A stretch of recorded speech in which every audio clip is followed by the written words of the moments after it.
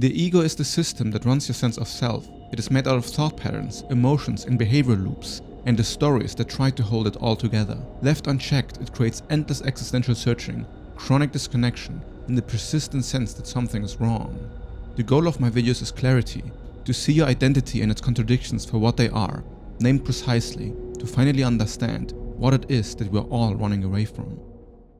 The ego really is resisting its own natural heat death. What is happening in your own life is that you fall into patterns, and these patterns then solidify themselves as your own identity. And you don't actually notice how much these patterns are forming a sense of identity because these are just things you do. It's the time you wake up in the morning, it's the habits you have during the day, it's the way you think, the way you speak, what you think about the future, what you think about the past.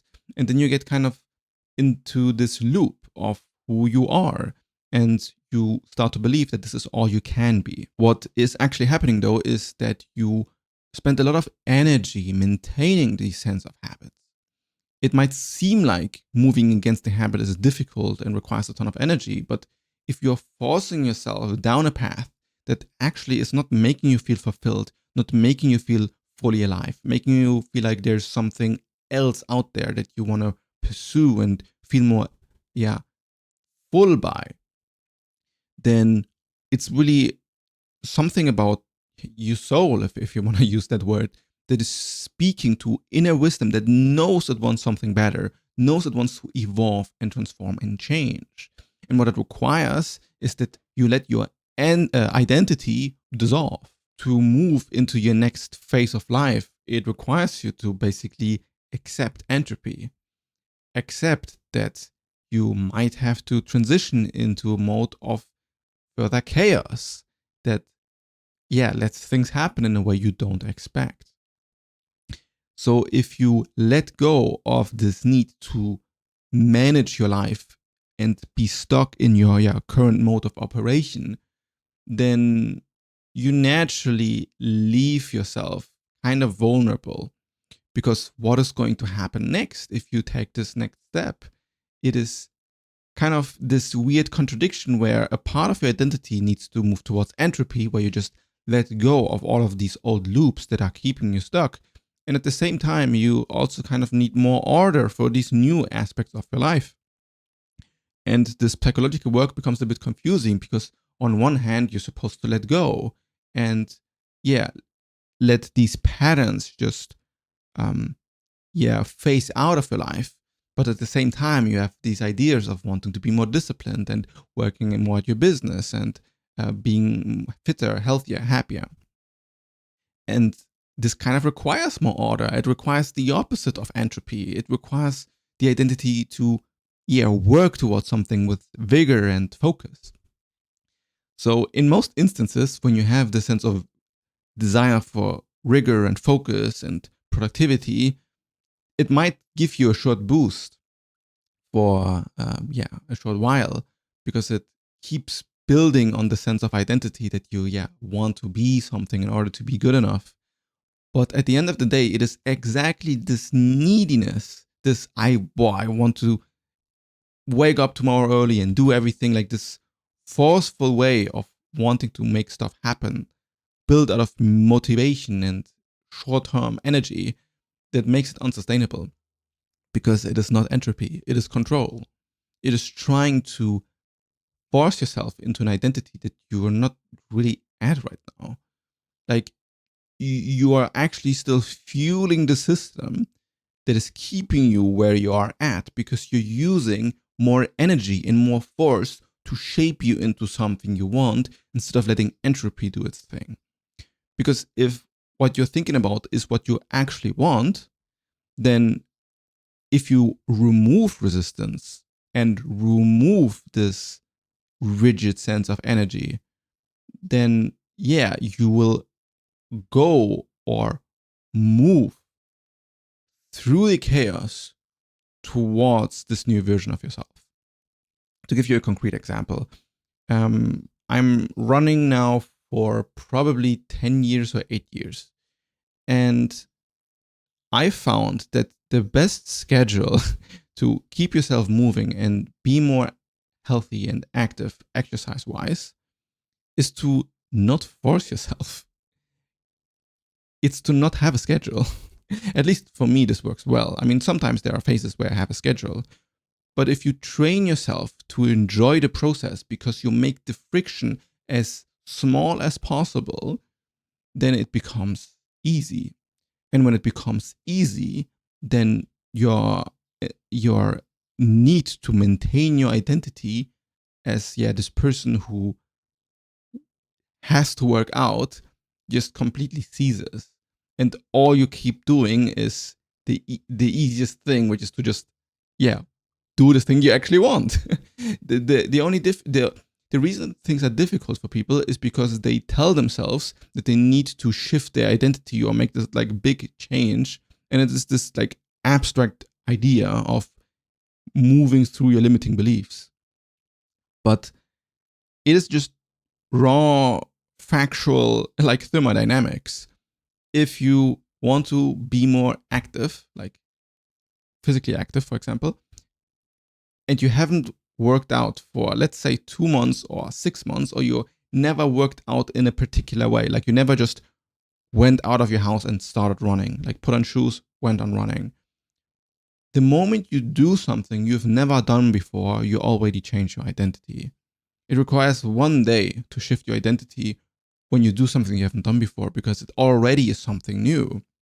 Like people spend years thinking about the business they want to start when it requires 1 day. And they spend years thinking about how to go to the gym and what the right plan is when it requires 1 day. They spend years wanting to find a loving partner and remove the social anxiety when it requires 1 day. Right? You go out of the house, look at the first stranger you meet and say hello. What goes? You embarrass yourself on purpose. It is easy to change. And the ego doesn't like to hear that because it kind of invalidates all the struggle and pain. Now, the consistency is a difficult thing on like a large time scale for sure. Like if you want to be consistent, then it's going to take a lot of failed attempts too.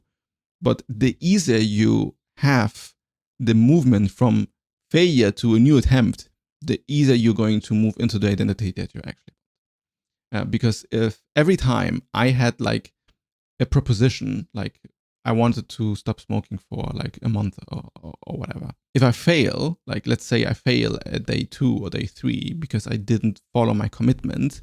Now, the worst thing that you could do is to be like, well, I'm just not capable of doing this. I failed, and then try again in 8 months. I can just start the next day. There's no friction in just retrying something that for whatever reason your body didn't do. And this is where people get themselves into a trap, right? They want to, work on their business tomorrow morning at 5 o'clock and wake up early. And then it is 5 o'clock in the morning. They wake up early and they don't feel like doing it, and they go to sleep. And then this narrative tells you are not the person who can do this. And that's exactly why it just requires 1 attempt that works, that shifts the goalpost into, something more holistic, because now you proved yourself you can do it once. And if you can do it once, why can you not do it 5 times? And if you've never done it 5 times, the moment you've done it 5 times for the first time, it changes your identity. So removing friction is the only way that you're going to make stuff happen in a way that is healthy and happy and joyful and holistic. Now, there are people who push themselves with a ton of friction. Like you can use your ego as a punishment mechanism that hurts you every time you fail and that talks to you badly whenever time you fail.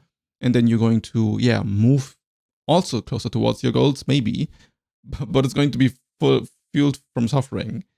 And I don't advise to go that road, because then to untangle all of that stuff, why not just enjoy the way? So everybody is using their own identity mechanisms in order to keep themselves stuck in their own place. And it is kind of harsh, but what you really kind of have to investigate for yourself is, why do you want to be stuck? Because in some shape or form, if you're stuck in an addiction or stuck in a bad habit, there's a part of you that really wants to be there.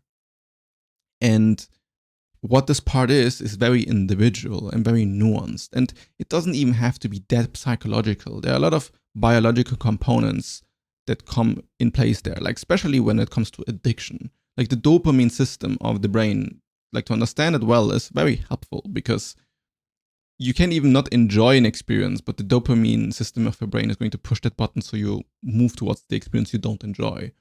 And it requires, focus on the lack of enjoyment and focus on your own, perception of the mechanism that drives you towards this. And then maybe you have to design your environment so you don't get triggered by this dopamine. There are a lot of different ways for different people, but it's not simple in that what it is that is preventing you to do what you want to do is individual to you. It's why there's no ultimate bullet that just solves everything, but spirituality and, let's say, psychological understanding. I don't even have to say spirituality, because at the end of the day, the investigation of yourself is also just psychology. But it is the way to understand how your body works, understand how your mind works, understand how your sense of identity works, and through the holistic understanding of these components, bring you to a life that is more fulfilling to live. If you want one-on-one help with that, check out my Ego Architecture Audit. I'll be phasing out this current version soon, and there will be a price increase. So if you have considered going for my Ego Architecture Audit, then I would recommend you do this month if, you want to do it at the current price. Now, there is something to be said about the thermodynamical mechanisms behind all of this, which I explore deeper in my video about spirituality or spiritual awakening is just thermodynamics. I think I can put on the link right here. And so if you think about all of this work as a system of energies that are trying to calibrate themselves, you're going to have way more success, because the body actually knows what it needs most of the time. And what we are doing is we're using the mind to override the body. But if you follow what your body tells you when you're supposed to go to sleep. Your body tells you when you're hungry and you're supposed to eat. Your body tells you when you feel like working and when you not feel like working.